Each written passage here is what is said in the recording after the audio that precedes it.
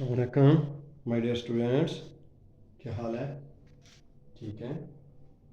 चलें अब हम चलते हैं exercise 10.3 question number 1 first part. इसमें हमें कहता है sine alpha is equal to 3/5 and alpha is between 0 and π/2।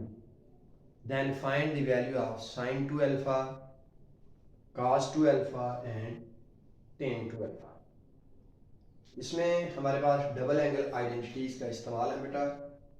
ये देखें, हमने लिखा double angle identities sine 2 alpha two sine alpha cos alpha and cos 2 alpha is equal to cos square alpha minus sine square alpha and tan 2 alpha is equal to 2 tan alpha over 1 minus tan square alpha. अब इसमें हमारे पास sine alpha मौजूद है, तो अब इससे हम cos अल्फा और tan अल्फा की वैल्यू फाइंड कर सकते हैं। इसको फाइंड करने के लिए हमारे पास 2-3 मेथड्स हैं। सबसे पहला मेथड ट्राइंगल मेथड है। Sine alpha perpendicular hypotenuse base, इनके आपस में रिलेशन है Pythagoras theorem. Hypotenuse square is equal to perpendicular square plus base square. Okay, अगर हम या दूसरी बात sine square alpha plus cos square alpha equal to 1 से भी हम cos की वैल्यू फाइंड कर सकते हैं। दोनों पैटर्न मैं आपके सामने समझा देता हूं आपको। ये देखें, पहले पैटर्न में मैंने जो बात की वो हमारे पास बेटा है राइट ट्राइंगल। सपोज दैट हमने अगर एक ट्राइंगल बनाई, इसमें अगर ये हम कहते हैं कि एंगल अल्फा है, कुछ भी हो सकता है, अल्फा के फ्रंट पे ये वाली साइड परपेंडिकुलर है, तो ये हमें नजर आ रही है 3 होगी और हाइपोटेनियस ये हमारे पास 5 हो जाएगा। बेस की वैल्यू जो है, तो हम ये जानते हैं base square plus perpendicular P square is equal to hypotenuse square.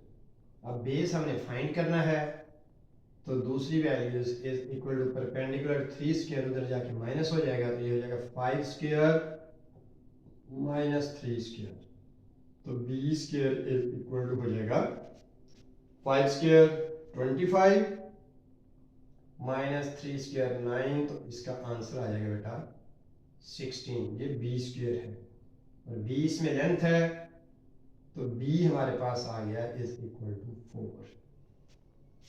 तो वो 4 हमने इस जगह पे लिख लिया, बेस इज 4, ये हमारे पास 4 है। अब इसके बाद हमने इसी ट्राइंगल को देखना है परपेंडिकुलर हाइपोटेनियस और बेस के हिसाब से देखते हुए आपने इससे तमाम 6 की 6 वैल्यूज लिख सकते हैं। यानी कि अल्फा के हिसाब से ये हमारे पास बेस है, ये परपेंडिकुलर है और ये हमारे पास हाइपोटेनियस है। तो अब इस ट्राइंगल को देखते हुए अगर हम लिखना चाहें कि हमारे पास cos अल्फा कितना है, cos अल्फा इस ट्राइंगल से हमें नजर आ रहा है बेस ओवर हाइपोटेनियस। बेस हमारे पास बेटा 4 ओवर 5। ओके, इसी तरह से इसी ट्राइंगल को देखते हुए हम लिख सकते हैं tan alpha is equal to perpendicular over base होता है इसका फार्मूला, तो परपेंडिकुलर इसमें हमारे पास 3 है ओवर हमारे पास 4। ये तमाम रकमें हम पॉजिटिव क्यों लिख रहे हैं कि हम ये लिख सकते हैं, ये देख सकते हैं कि हमें गिवन है अल्फा इज बिटवीन 0 एंड π/2। ये टॉप पे लिखते हैं, साइड पे लिख लें कि अल्फा ये गिवन है हमें 0 से π/2। इसमें हमारे पास अल्फा इज बिटवीन 0 से लेकर π/2 तक है। तो अब हम इसमें क्या कह सकते हैं, alpha is in the first quadrant where all values are positive, इस वजह से 4/5 3/4 and 3/5 all are positive. This implies alpha belongs to first quadrant where all values are positive. अब हमारे पास साइन अल्फा भी पॉजिटिव है, कॉज अल्फा भी positive, tan alpha भी पॉजिटिव। अब नेक्स्ट में चलते हैं क्वेश्चन की तरफ। क्वेश्चन में वो हमें कहता है कि find the value of sine two alpha, cos two alpha and tan two alpha. इसके बाद हमने ये एक स्टेप लिखना है बाय यूजिंग, हम यूज क्या करते हैं, sine two alpha is equal to two sine alpha and cos alpha. ये बेटा हमारे पास आइडेंटिटी है, ये मैंने पहले से लिखी हुई है डबल एंगल आइडेंटिटी। अब इसमें वैल्यू रिप्लेस कर देंगे। साइन अल्फा की वैल्यू है 3/5 और कॉस अल्फा है 4/5, तो हमारे पास बेटा बन जाएगा sine two alpha is equal to, जब हमने वैल्यू रिप्लेस की तो ये बन गया sine two alpha is equal to 2 into sine alpha 3/5 and cos alpha है हमारे पास 4/5। जब हमने इसको मल्टीप्लाई किया 4 3 12, 12 2 24 ओवर 25 बन जाएगा। ये हमारे पास आंसर आ चुका है साइन टू अल्फा। इसके बाद है कहता है cos two alpha. Cos two alpha का आंसर निकालेंगे। दूसरा पार्ट, कॉस टू अल्फा की आइडेंटिटी भी हमने लिखी हुई है। सबसे पहली identity cos square alpha minus sine square alpha. अब इन दोनों की वैल्यू को हमने स्क्वायर भी करना है और माइनस भी करना है। Cos square alpha minus sine की वैल्यू है फिर उसका स्क्वायर है। अब कॉस की वैल्यू हमारे पास कितनी है बेटा, दोबारा से फिर वही 4/5, तो अब इधर हमने लिख दिया 4/5 का स्क्वायर माइनस साइन की वैल्यू दोबारा से देखी 3/5 का स्क्वायर। तो ये हमने अगर इसका सिंप्लीफिकेशन करेंगे तो ये हो जाएगा 16/25 माइनस 9/25।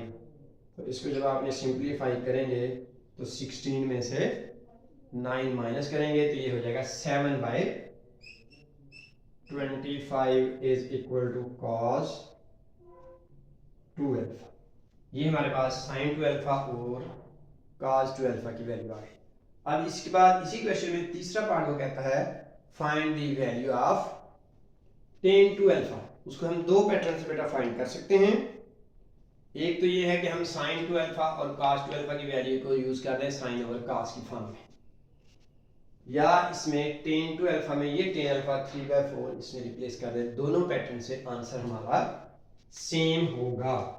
तो हमने लिखा tan two alpha is equal to sine two alpha divided by cos two alpha. तो हमारे पास इसकी वैल्यू क्या बनेगी, sine two alpha divided by cos two alpha. जो आपने किया साइन टू अल्फा आपको नजर आ रहा है कि 24/25 और डिवाइडेड बाय है 7/25। 25 से कैंसिल हो जाएगा तो इसका आंसर बेटा आ जाएगा 24/7। ये हमारे पास है टेन टू अल्फा की वैल्यू। इसी तरह से टेन टू अल्फा की वैल्यू अगर आप चेक करना चाहें, इसमें हम रिप्लेस करके देखते हैं कि अगर हम ये भी काम करना चाहें, टेन टू अल्फा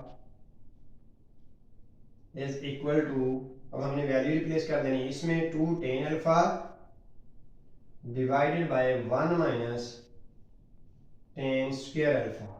तो हमारे पास बेटा हो जाएगा 2 टेन अल्फा की वैल्यू हमने ये फाइंड की 3/4, 2 इंटू 3/4, ये 3/2 भी बन सकती है, 2 से कैंसिल होकर, divided by 1 minus tan alpha का स्क्वायर हो जाएगा 9/16।